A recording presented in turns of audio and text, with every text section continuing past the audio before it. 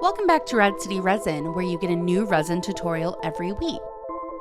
Okay, now I have a question. How often do you clean up your crafting space? Are you the type of person who keeps everything nice and tidy? Or are you like me and just when you think you have everything organized, you do one little project and suddenly it looks like a hurricane came through? I spent some time this week looking through my silicone molds, in part to find inspiration for this week's video, but more so to put off cleaning my studio. But the good news is, inspiration found me for sure. I found these long forgotten crystal molds. I really wanted to use them in a project, but I needed to clean them up. They had that little tiny piece of silicone in them to create the hole at the end of each crystal. I never like these because I don't always want to string them together or add jump rings to them. And when I do, I prefer to drill my own hole so I can place it wherever I want it to go. I used my embroidery scissors to get as close to the inside of the mold as possible and snip these out. Then I used a little piece of cellophane tape to clean off any bits of dust or dog hair still clinging to it. My idea for this project was to make something for like a dark fairy princess. You know, she's not necessarily evil, but she's definitely morally gray.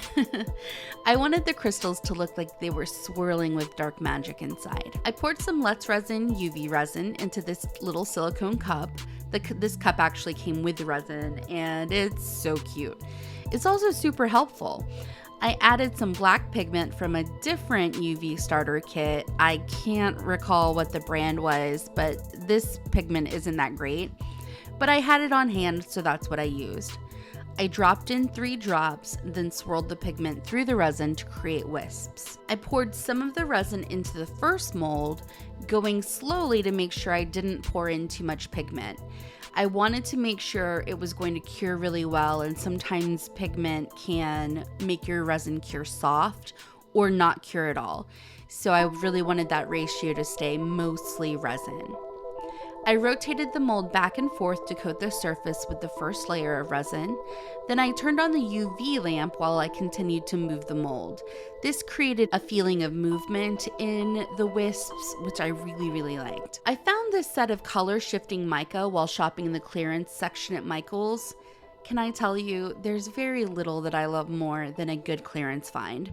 This was $5 and the colors were so pretty I had to pick it up. I actually wish they had a couple more. I would have bought all of them. I mixed a bit of the mica into the resin on a little silicone pad and then I poured that into the mold.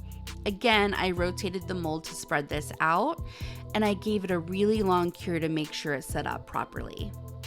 I topped this off with another pour of the wispy black and clear resin. Next, I demolded this and can I just say, I absolutely love the effect of this technique.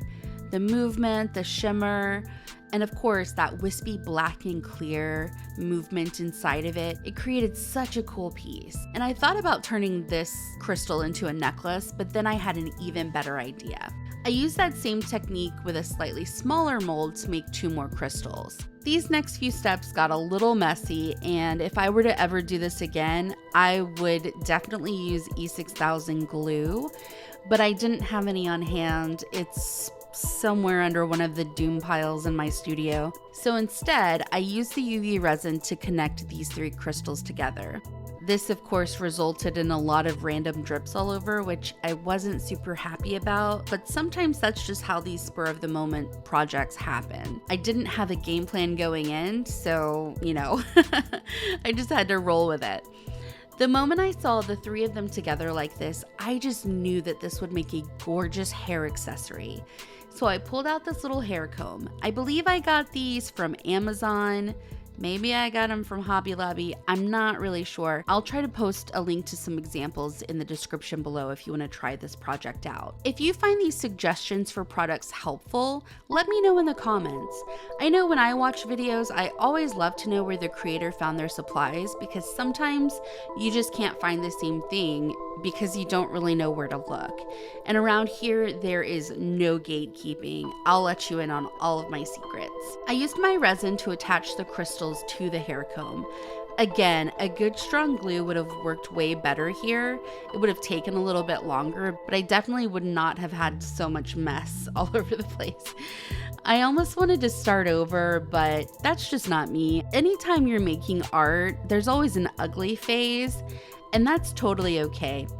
Embrace the ugly phase, work through it, and when you come out the other side, you'll be really proud of the fact that you didn't give up. I had these 3 pieces on the comb, and of course, the comb looked a little too empty, too sparse. It was lacking something. So I decided to cast another crystal for each side. I used the same technique to make 2 more crystals, and then I attached those on either side of the comb. I really liked this composition. It kind of reminded me of like Gothic architecture. And despite how cool I thought the shape of this looked, I was a little frustrated because the front had a lot of little resin splotches and drips, and I just wasn't super happy with the way that looked. So I decided to correct that by creating some little crystals using my crystal stud mold. These are designed for earrings, but do what you want with what you got. So I made up a batch of these. So I just used them to hide any little flaw that I saw and that I wasn't happy about. Sometimes the project just doesn't come together exactly as you wanted, but in my opinion, if you don't like it, just call that a rough draft and try again. Now that I knew the process, I learned from all of my mistakes in the first run, I tried again, and I came up with this. This turned out so pretty. Despite everything, despite the messes that I made, I feel like it just turned out really mystical and organic. It's exactly right for a dark fairy queen. I think I might build my entire Halloween costume around this comb. I hope you had fun with this tutorial today, and if you did, please let me know about it in the comments. I absolutely love reading your feedback. It's the highlight of making these videos. Make sure you go make something cool this week, and as always, stay rad. If you enjoy resin tutorials, check out my resin tutorial playlist.